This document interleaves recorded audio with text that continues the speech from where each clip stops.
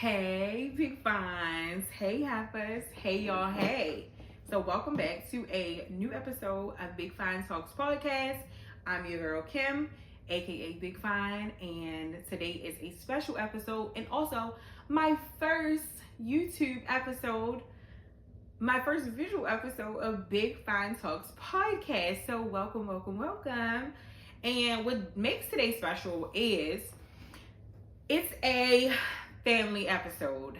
Not saying that I ain't having no guests, but also it's a family episode and it is dedicated to none other than Marlo, aka Miss Esseon Ross. And Marlo, for those of you who don't know who Marlo is because you did not have the privilege of meeting Marlo while he was a part of this world, a part of this earth, Marlo is my uncle who I grew up with, helped raise me. And sorry, I got hair in my goddamn face. Marlo was my mother's brother who was gay and also was in drag like 99.9% of my life. Every time I seen Marlo, I literally my whole entire life, I only remember Marlo dressed as a man twice. Now I do have like baby pictures of Marlo not dressed in drag, but like obviously like given like in the 80s, Marlo gave Prince, okay, gave androgynous, but I remember from my memories, Marlo always was dressed in drag. The two times that I did not see Marlo dressed in drag was my great-grandmother's funeral, because in that time, it just was respectful to go in the church not dressed in drag, okay? Today's days, it's a different story. But back then, when my great-grandmother passed in the early 90s, Marlo was dressed masked in men's clothing. And then, for all of you Baltimore... for the Baltimore club heads, the older, millennials and older, y'all remember Miss Tony, club music, Miss Tony. Miss Tony said, how you want to carry? So Miss Tony had a music video and Marlo was booked for the video, but to dress as a man. I'm not really necessarily sure because seeing Marlo dress as a man was a very awkward thing. But in the video, he had like a wife beater and some jeans and maybe some Timberlands on. I can't remember, but like hair. And I think he like slicked it back in a ponytail because Marlo always had hair. Even like until the day he did not have hair because of like chemo and stuff like that, Marlo always had hair. So anyway, but Marlo had always had like a slender, muscular build, like always skinny, but muscular, like not flabby or anything like that, not bony, but I mean until he was sick, but like Marlo always had like a muscular type of build or whatever. So anyway, but Marlo was always dressed in drag, right? Esseon Ross was his drag performance name because there was an undeniable love for Diana Ross, which is not necessarily cliche. If you ever saw Marlo do a drag performance as Diana Ross, which when I was like 18 or whatever, I actually saw Marlo perform. Love this. And Diana Ross, Love Hangover was always my favorite Diana Ross song. If Marlo helped raise you, you love Diana Ross. In the story, that's just what it was. But yeah, my favorite Diana Ross song was Love Hangover, and I got to see Marlo perform Love Hangover. I can't remember who I was with. I want to say it was Mercedes. I can't remember.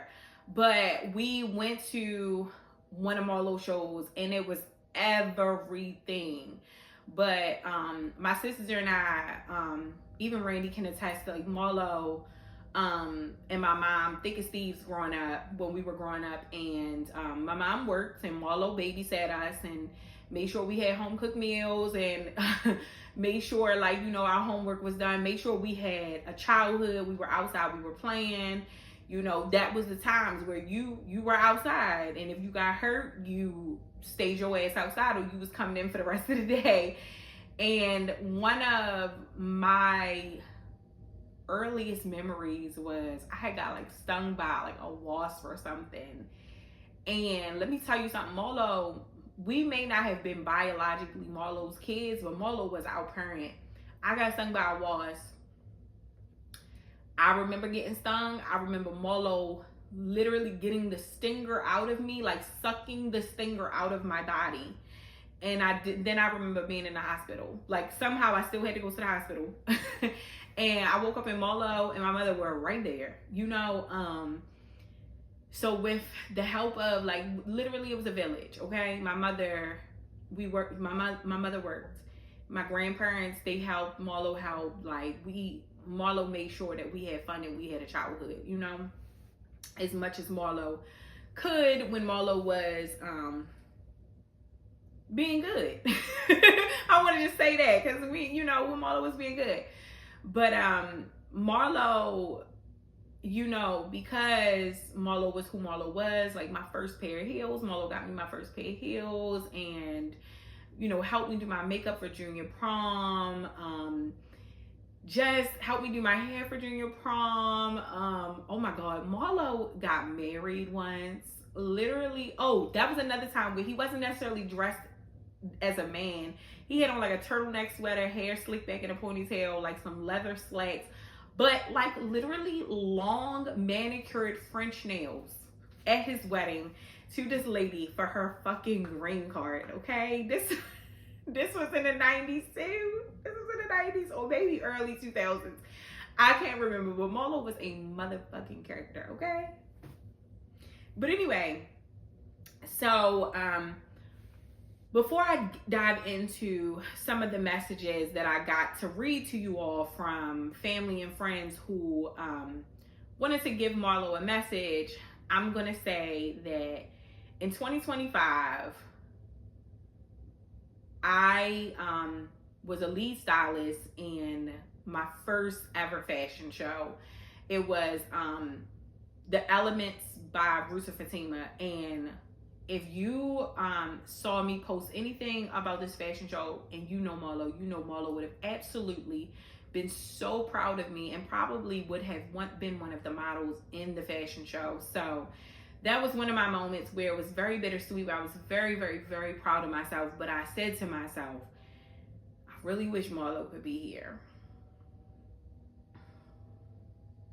And I said that to my mom and my grandmother. I said that to my sisters. I said that to my brother. I said that to my boyfriend at the time. Like, oh, I really wish Marlo could be here. And yeah, so that was a moment for me. But so let's just dive into the messages or whatever. Also, this is one of Marlo's fur coats here. I decided to throw that on the mannequin for our first visual because the visualness is for the fashion. But the fur coat is here so you guys could, this is probably thrifted. Also, and why I say Marlo was an upcycle thrifting, if not in Nordstrom's and all of that. Like, yes, Marlo loved some thrifting. Also, before we get into the messages, Iman is a name given to me by my mother and Marlo because, one, my mother liked Grace Jones, and so she was going to name me Grace as my first name. Marlo liked Iman, so my name was actually supposed to be Grace Iman. My dad somehow convinced my mother to change my first name to Kimberly, so that's why I'm Kimberly Iman. And so shout out to my mother and Marlo for Iman. So when I tell y'all I'm Iman like the model and not the basketball player, it's one because I'm older than him, I'm sure. I think I'm like a year or two older than Iman Shumpter. But I am named after Iman. Also, my mole, Marlo, used to be like, that's your beauty mark. Madonna could never, because remember Madonna used to draw her little mole on. Madonna could never, bitch. Da, da, da, da, da. Like, that's how Marlo was. So yeah, that's how I got my name. and my love of fashion and my confidence and me being so goddamn extra was from Marlo. And if you knew Marlo, you know what was up with Marlo. So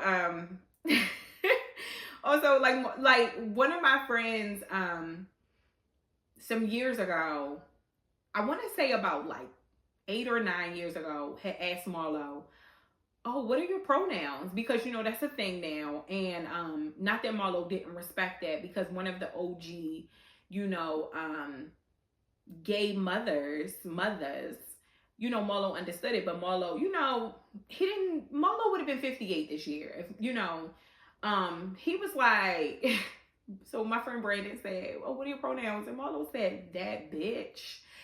And it was just so funny. We all laughed and stuff. And then Marlo just was like, you know, I just don't do that. Like, you can call me whatever. You can refer to me as he or she or whatever. Like, you know, whatever you're comfortable with. Just don't disrespect me and don't expect me to shrink myself. And like, that's why I am who I am. I don't shrink for people.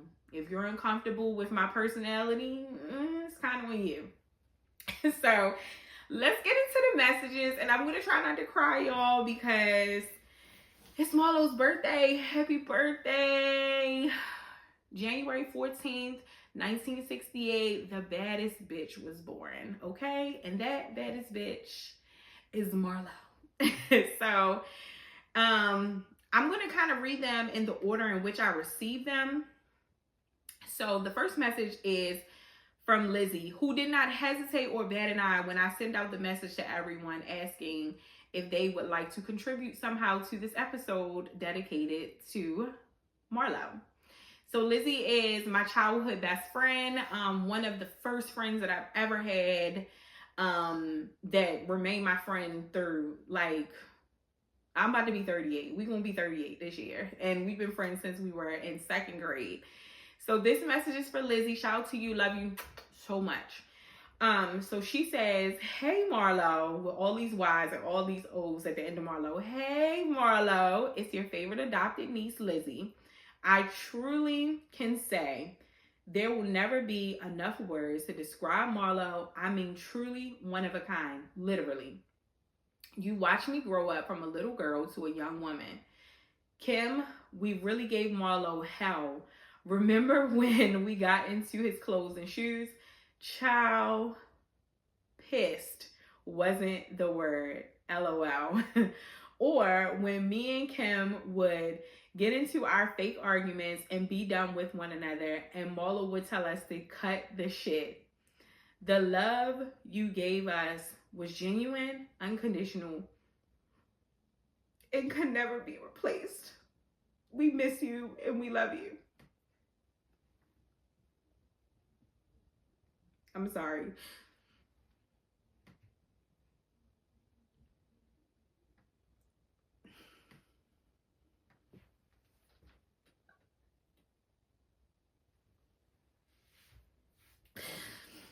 This is harder than I thought it would be, y'all. Why the fuck am I crying? So, my next message is, funny enough, I grew up with my baby daddy, my ex-husband. And, and like Marlo and Norman, like that was like his homeboy for real. So, Norman's message to Marlo is, today we remember someone who lived out loud and loved even louder. Flamboyant, outspoken, unapologetically himself, never dimming their light for anyone. Marlo's laughter filled the room. Words were always honest, even if cutthroat, but came from a genuine place. Energy was impossible to ignore. He had a way of reminding us to live boldly, love deeply, and never take life too seriously. Though Marlo is no longer with us, his spirit lives on through every smile, every story, every moment. We choose joy. Gone from sight, but not from our hearts. We miss you, Marlo. Okay.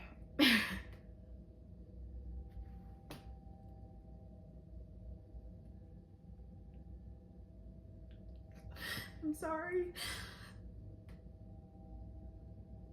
This is raw, and I am a person who is so against crying on social media or camera or something, but like I said that I was doing this episode for Marlo, and my mother, my grandmother, everybody is looking forward to this episode, so we gonna keep on. So this is from Tim, who's also one of my childhood best friends. I knew Tim before I even knew Lizzie. I knew Tim since like first grade, Loud Court. We first moved on Loud Court. Tim is literally my mother's godson. And then also we found out we were actually really related recently. Tim's family is related to my grandfather, granddad, who also passed. So this is from Tim. Aunt Marlo, crazy. The bidal. The bidal is our term for Biddle Street, because Marlo lived on Biddle Street and would call Biddle Street the bidal, just trying to give it like some extraness, some extra bouginess or whatever. So crazy. The bidal. Marlo was fun and gave zero fucks about nothing. From dodgeball days to parties at Mama's, we played dodgeball in the middle of the street as kids. Like, we always had fun. Fun to be around, definitely missed. That's from Tim. From my cousin Kevin, who grew up with my mother and Marlo. He's a few years younger than Marlo and my mom. He said, when speaking on Marlo, the things that stand out the most was his attitude about life. He did things his own way, regardless of what others said or thought. That's a super powerful thing in itself. Marlo definitely had a fuck it, watch this personality. Very true. Very true. Okay. So then from Randy, my older brother, my only brother, from Randy, my older brother, who was the first grandchild in the family. This is his message. He says, my most memorable moment of Marlo, I would have to say, was growing up on Loud Court. Marlo allowed us to be kids and always made our summers fun. He would come up with some big neighborhood games for everyone to participate in, from dodgeball to water balloon fights to relay races. It was never a boring moment with Marlo. Literally never. Okay. I'm gonna get into Courtney's message. Courtney wrote like kind of 3 messages, but I want to only share one because I want to give everybody else a chance because I have more to share. So from Courtney, she my sister Courtney is still battling some health issues, and in the spring, early spring actually, she had a near-death experience where Marlo and my grandfather, who also passed, visited her. And so Courtney's message is, coming out of emergency surgery, seeing Marlo and Granddad at the door, with Granddad telling me everything is going to be okay, and Marlo saying, bitch, get your shit together. You are going to be all right. So Marlo, I've had a moment like that where I've dreamt of Marlo, where I was kind of having like some self-doubting moments. Like from the last episode when I talked about going through hell and not being able to sleep, where Marlo would come and visit me and say some crazy stuff to me, basically about getting on my shit and everything would be okay, like not to give up. So this is from Jamie, from my mother and Marlo's baby sister.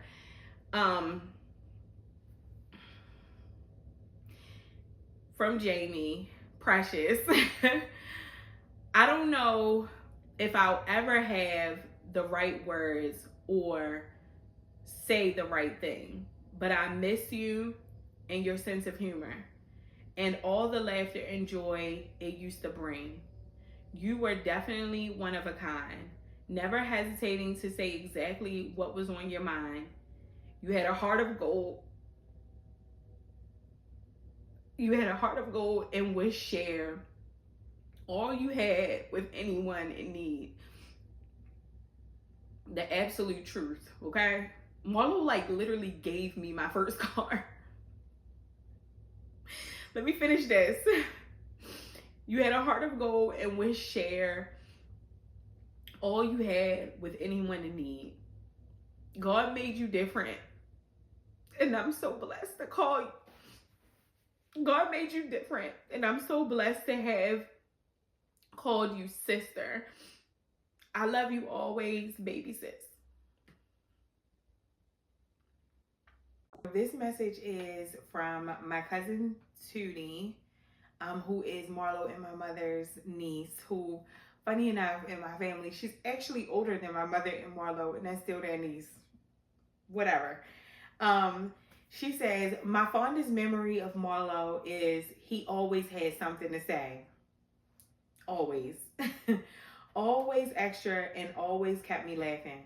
I remember he went to prom with Melinda and the people said he reminded them of Prince. Because period. And a lot of memories from our childhood. Miss him so much. That's from Tootie. Okay, I have one from my cousin Brandy. Marlo loved Brandy's two pieces, okay? Love, love, love Brandy.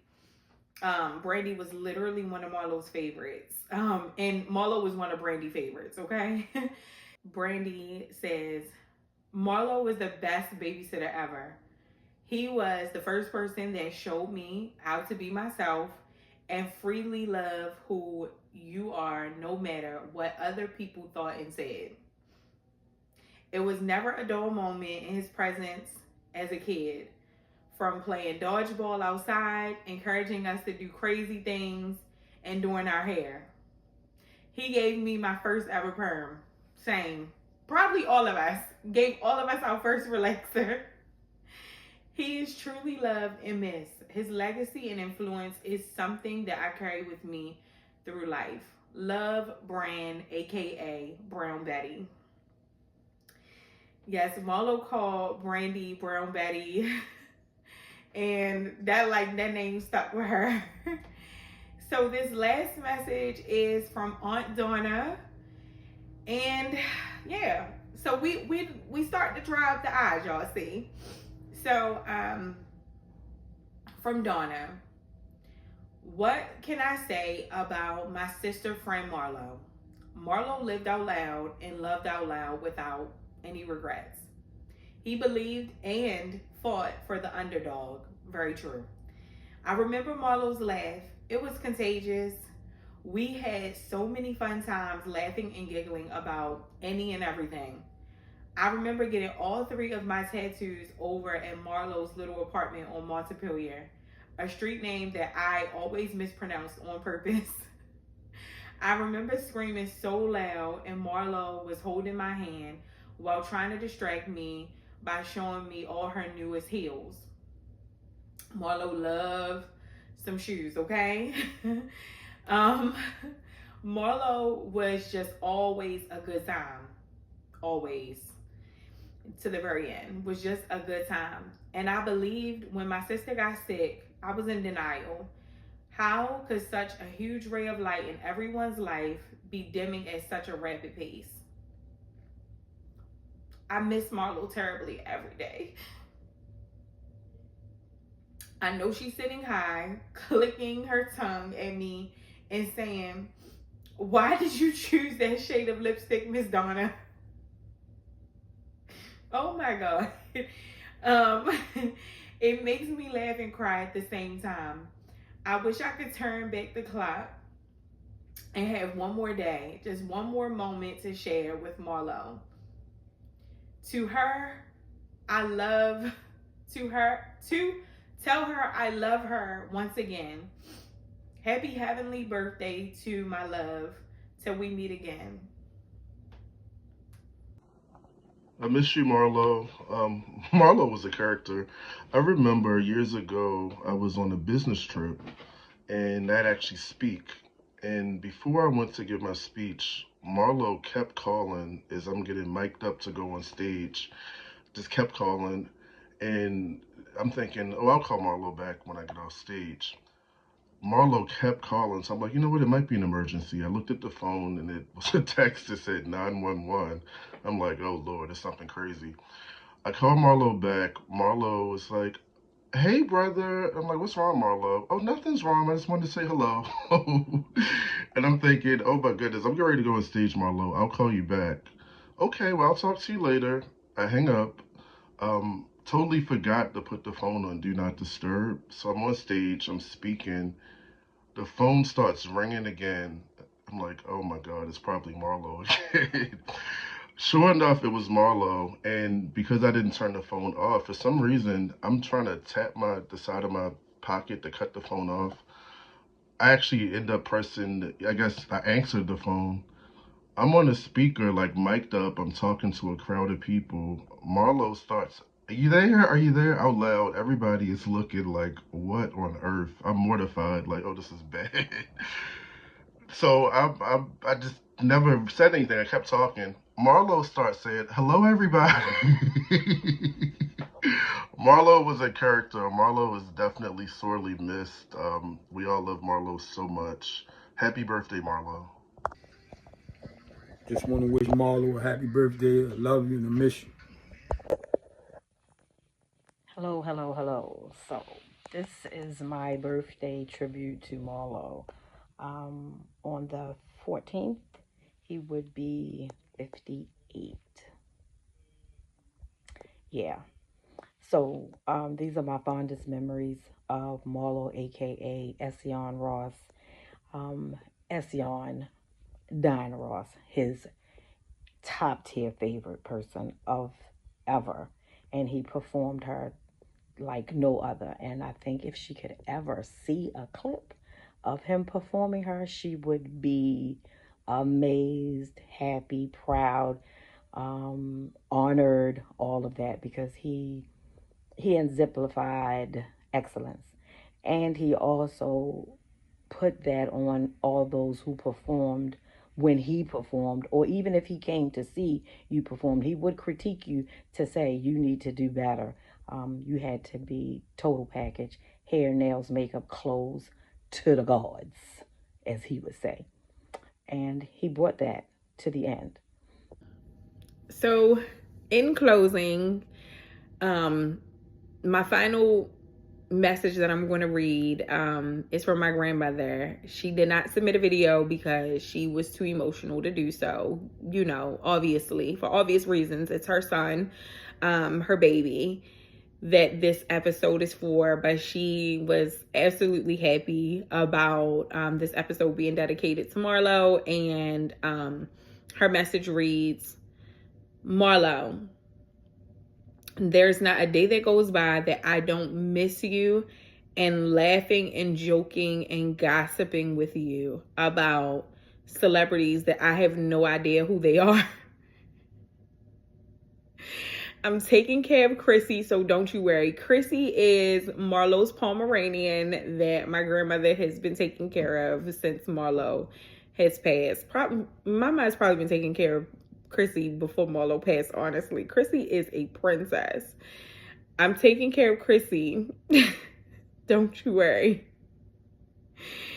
I miss you and I love you so much. I know that you are our angel and watching over us. I hope you and Frank are not in heaven causing too much trouble. Frank is my grandfather. He's also passed. He passed before Marlo. So, Marlo, happy birthday. Happy birthday, bitch. Like, we love you and we miss you. And I cried. And you know I don't do no fucking crying. So, y'all, big fines. Thank y'all for watching. If you got to know Marlo in any way, you know exactly how impactful Marlo was in my life and my family's life. And thank y'all for tuning in. My closing message is to make sure that your loved ones know that you love them and you value them. And also, Marlo would say to anybody, live your life. Don't take life too serious. Be you. Love y'all. Bye.